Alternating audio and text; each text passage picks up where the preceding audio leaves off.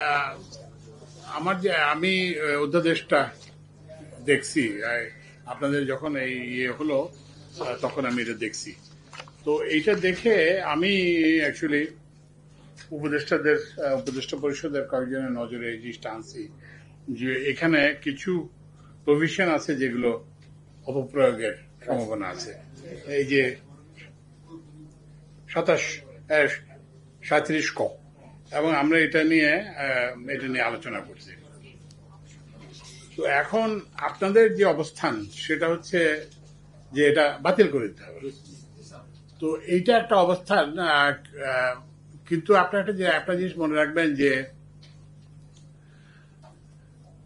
যে একটা তো হচ্ছে যে এটা বাতিল করতে হবে, এটা একটা পজিশন। আরেকটা পজিশন হতে পারে যে এই যে অধ্যাদেশটার যে অপপ্রয়োগের যে সম্ভাবনা আছে সেগুলোকে অ্যাড্রেস করা যায় কিনা।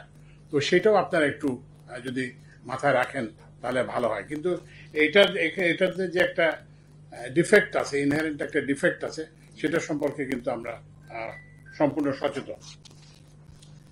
তো ওই জন্য আমি তো আর কিছু বলতে পারি না। আমি তো উপদেষ্টা পরিষদে এটা আলাপ করবো, আপনাদের বক্তব্য যেটা বাতিল করার দাবি সেটা আমরা জানাবো।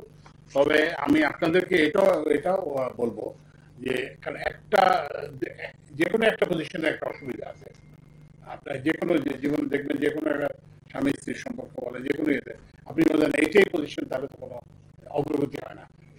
তো ওই জন্য আপনাদেরকে আমি অনুরোধ জানাবো, বিনীতভাবে অনুরোধ জানাবো, আপনারা এটা ভেবে দেখবেন যে এই অধ্যাদেশটা রেখে কোনো সেফ গার্ডস ইন্ট্রোডিউস করলে, কি কি সেফ গার্ডস ইন্ট্রোডিউস করলে আপনাদের কাছে গ্রহণযোগ্য হবে। যেমন আপনাদের যে মূল ইয়েটা সেটা হচ্ছে যে অধস্তন কর্মচারীকে বিনা ইয়েতে ইয়ে করা, তারপরে মহিলা যারা আছেন তাদেরকে বিনা ইয়েতে ইয়ে করা। তারপরে আপনাদের আরেকটা আপত্তির জায়গা হচ্ছে যে সময় দেওয়া হয়েছে সেই সময়গুলো কম। আচ্ছা, আর এটা কিন্তু ঠিক না যে আপনার আদালতে যেতে পারবেন না। আদালতে কিন্তু রিটের অধিকার সবকিছুতেই আছে। আদালতে যেতে পারবেন না এই ধারণাটা সঠিক না, এটা আমি নিজে জানি।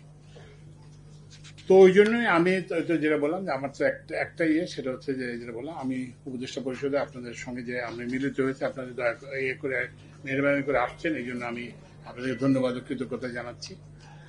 আরেকটা জিনিস হচ্ছে যেটা বলবো যে এই যে অফিসের যাতে ইয়েটা বহাল থাকে আর কি, কাজের পরিবেশ এবং কাজের যাতে, কারণ আপনারা জানেন যে আমাদের খুব অল্প সময় অনেক কাজ করতে হচ্ছে।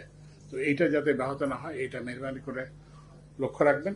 আর আমি আপনাদের করবো, আর আপনারা একটু ভাববেন যে এইটাকে রেখে কি করলে আপনাদের গ্রিভান্সেস গুলো অ্যাড্রেস হবে, সেটাও একটু বিবেচনা করতে হবে যারা। ধন্যবাদ। স্যার, আমাদের বাংলাদেশের সরকারি কর্মচারীরা এমন কোন অন্যায় করে আরেকটি বিগত সরকারের যে বৈষম্য বিরোধী এটা কথা তো আমি তো এরপর আমি তো আপনাদের কথা তো শুনেছি, বুঝছেন না। আপনাদের বক্তব্যটা আমি উপদেষ্টা পরিষদে প্রধান উপদেষ্টাকে আমি পৌঁছে দেবো।